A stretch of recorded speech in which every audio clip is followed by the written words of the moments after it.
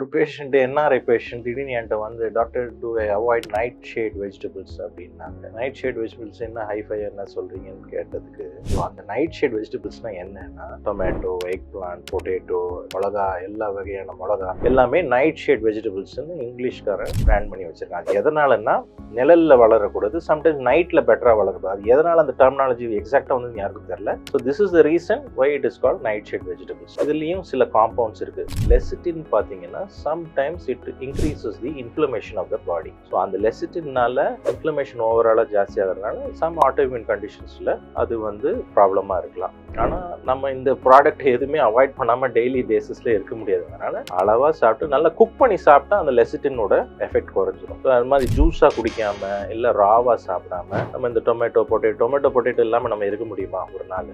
அதனால அதை குக் பண்ணி சாப்பிட்டா அந்த லெசிட்டினோட எஃபெக்ட் குறைஞ்சிரும். இதோட மற்ற பெனிஃபிட்ஸ் அந்த ஆல்கலாய்ட்ஸ்க்குலாம் டெஃபினட்டா it has better good for our body. So அளவா கரெக்டா சாப்பிட்டா பண்ணலாம். சில பேருக்கு சம்டைம்ஸ் சில ஃபுட் சாப்பிட்டா ஒத்துக்காது, அவங்களுக்கே தெரியும் அதோட அறிகுறி. நம்ம ஆட்டோஇம்யூன் கண்டிஷன்ஸ்ல எஸ்எல்இ அவங்களுக்கு. ஸோ அந்த மாதிரி ஏதாவது நம்மளுக்கு தோணுது, நேற்று இது சாப்பிட்டா இன்னைக்கு உடம்புலாம் கொஞ்சம் வீக்கமா இருக்கு, கை காலில் வீங்கிற மாதிரி இருக்குல்ல, வலி இருக்குது தைராய்டுலன்னா maybe you try to reduce the quantity. So you cannot avoid these nightshade vegetables totally.